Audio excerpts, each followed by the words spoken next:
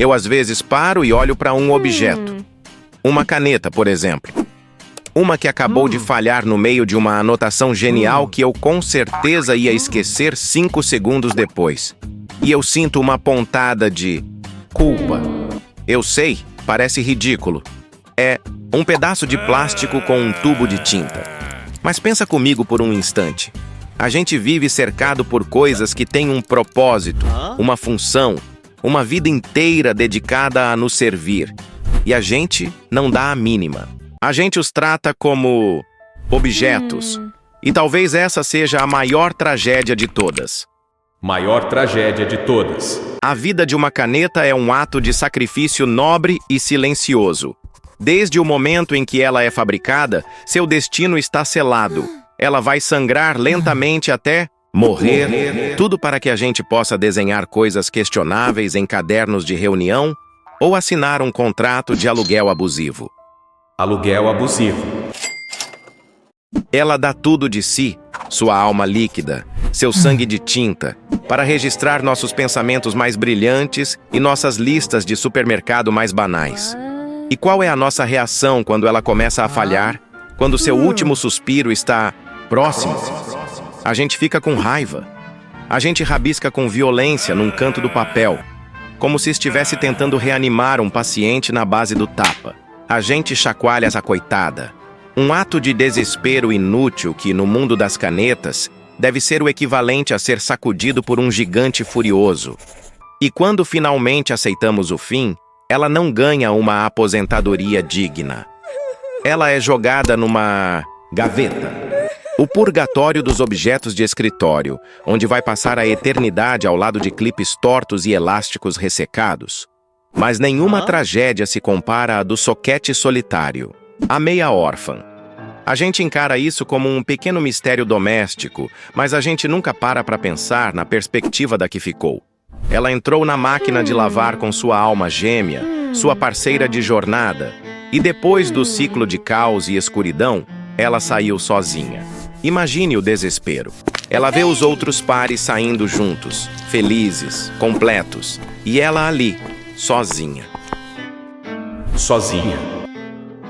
A vida dela, a partir desse ponto, é uma busca constante. A cada nova lavagem de roupa, uma centelha de esperança.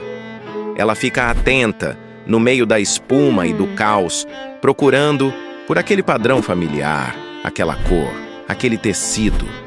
Às vezes, ela acha que viu uma meia parecida, da mesma cor. O coração dela, se ela tivesse um, bateria mais forte. Mas não. É só uma outra meia qualquer. Feliz com seu par. A cada ciclo, uma nova decepção. Ela se torna a veterana melancólica da cesta de roupas, contando suas histórias de amor perdido para as roupas íntimas mais jovens e ingênuas. E o pior destino ainda está por vir.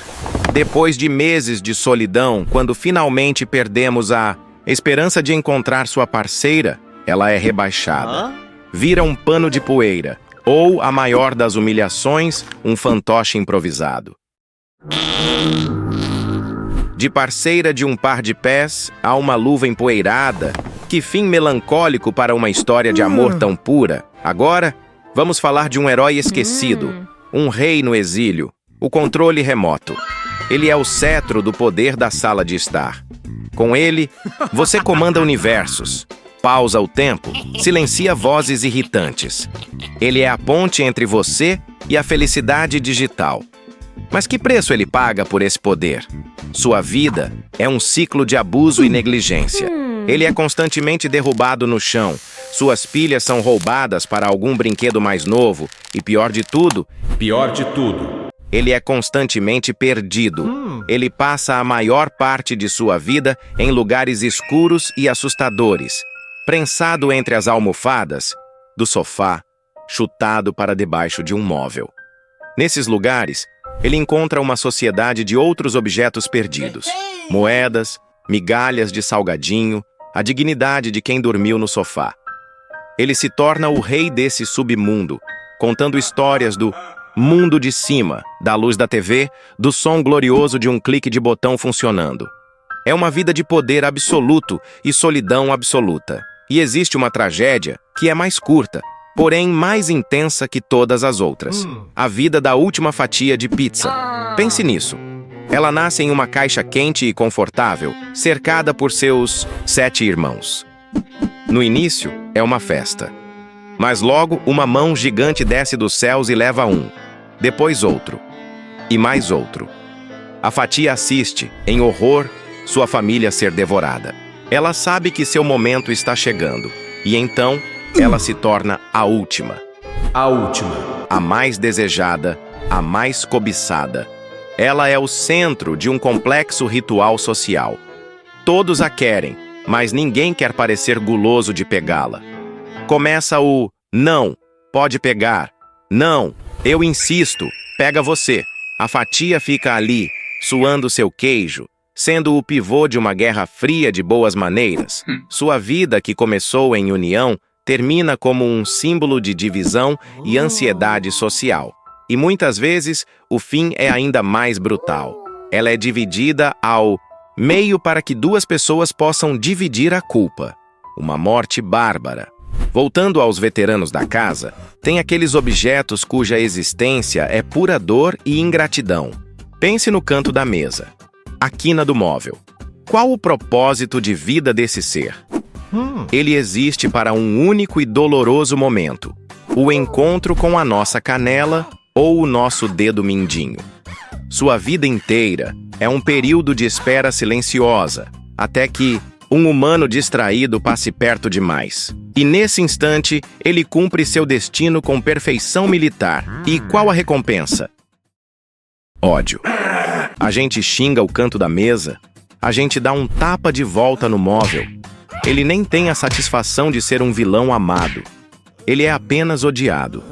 Talvez ele tenha inveja do tampo liso da mesa, que recebe carinho, que apoia pratos de comida, que serve de base para jogos.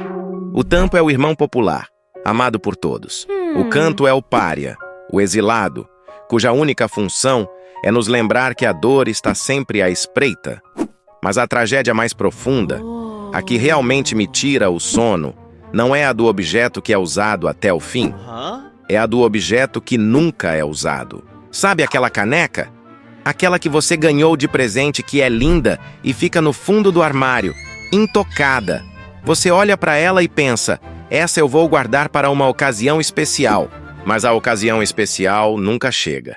Aniversários, feriados, promoções no trabalho, sempre existe uma desculpa para não usá-la. Não é especial o suficiente.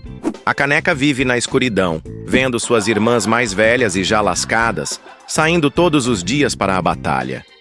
Elas sentem o calor do café, o abraço de uma mão, a alegria de cumprir seu propósito. A caneca especial não tem nada. Sua beleza se tornou sua maldição. Ela foi considerada tão especial que sua única função foi anulada. Ela não é uma caneca. É uma peça de museu esperando por uma exposição que nunca vai acontecer. Ela só espera. Espera por um dia que nunca vai chegar. Essa é a verdadeira tristeza. Não é ser quebrado, é nunca ter tido a chance de se quebrar. É ter um potencial enorme e viver uma vida de inutilidade. A vida da caneca especial é uma metáfora terrível para um monte de coisas que a gente faz com a nossa própria vida. Mas isso é denso demais para pensar agora. Talvez eu esteja pensando demais nisso tudo. Ou talvez eu deva ir até o armário, agora mesmo, e tomar um copo de água na minha caneca especial, só para ela saber como é a vida lá fora. Eu não sei. Qual objeto aí na sua casa você acha que tem a história mais trágica? Deixa aí nos comentários, vamos criar um grupo de apoio para os nossos utensílios domésticos. E por falar nisso, a ideia para este vídeo veio de um comentário, assim como este que provavelmente está na tela agora. A sua ideia pode ser a próxima. Deixe aí embaixo, quem sabe ela não vira um vídeo. Se você também ficou com pena de um pedaço de madeira ou de uma meia, deixa um like para eu saber que não estou sozinho nessa loucura. Deixa o like. E se inscreve pra gente continuar questionando a realidade de formas completamente desnecessárias. Até a próxima.